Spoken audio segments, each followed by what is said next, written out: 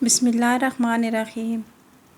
لوگوں کے طعنے سن سن کر ایک نوجوان اپنے والد کے پاس آیا اور بہت دکھی لہجے میں کہنے لگا، ابو جان میری کیا اہمیت ہے؟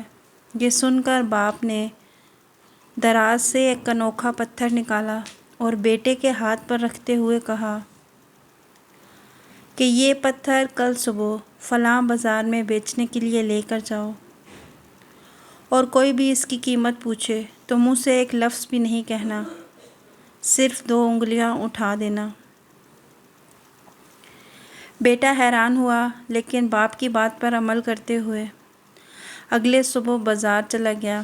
وہ تقریباً آدھا دن وہاں کھڑا رہا اور پتھر لینے کوئی نہ آیا۔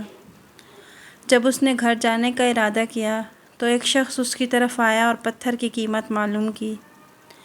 نوجوان نے جواباً ہاتھ کی 2 انگلیاں اٹھا دیں۔ اس شخص کو لگا کہ شاید یہ گونگا ہے، لہٰذا اس نے پتھر کو چیک کیا اور 200 روپے نکال کر لڑکے کو دیے۔ لڑکا 200 روپے لے کر والد کے پاس آیا اور سوالیہ نظروں سے اپنے والد کو دیکھنے لگا۔ باپ نے پھر دراز سے وہی پتھر نکالا اور بیٹے کو دیا اور کہا، فلاں میوزیم میں لے کر جاؤ، کوئی بھی اس کی قیمت پوچھے تو ویسا ہی کرنا جیسا آج کیا۔ لڑکا بہت حیران ہوا اور صبح کا انتظار کرتے کرتے سو گیا۔ اگلے دن وہ میوزیم پہنچا اور ایک جگہ پر پتھر رکھ کر کھڑا ہو گیا۔ لوگ آتے رہے اور پتھر دیکھ کر جاتے رہے، لیکن کسی نے بھی قیمت معلوم نہ کی۔ کافی دیر بعد ایک عورت آئی اور پتھر کو اچھی طرح دیکھنے کے بعد قیمت معلوم کی تو لڑکے نے وہی 2 انگلیاں اٹھا دیں۔ عورت نے کچھ سمجھتے ہوئے پرس میں سے 2000 روپے نکالے اور لڑکے کے ہاتھ پر رکھ دیے۔ لڑکے کا منہ کھلا رہ گیا۔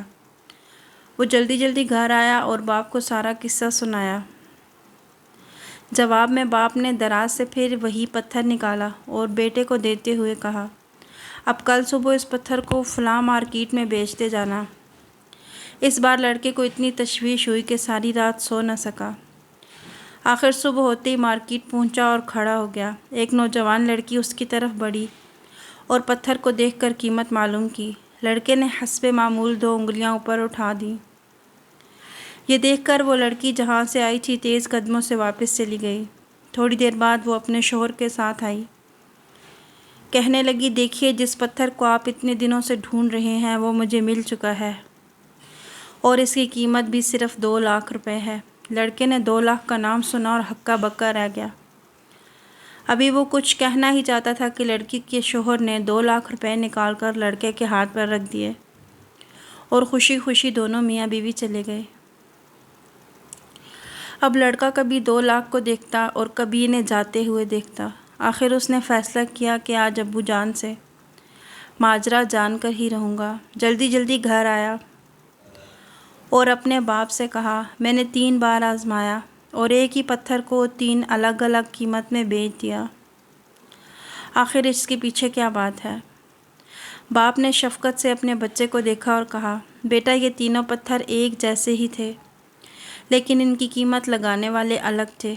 پہلی جگہ وہ بازار تھا جہاں اصل جیسا نقلی مال بکتا ہے، دوسری جگہ وہ میوزیم تھا جہاں لوگ انوکھی چیزیں خریدنے آتے ہیں، لیکن وہ سب شوقیہ ایسی چیزیں اپنے گھروں میں رکھتے ہیں، انہیں اصل قیمت سے کوئی سروکار نہیں ہوتا۔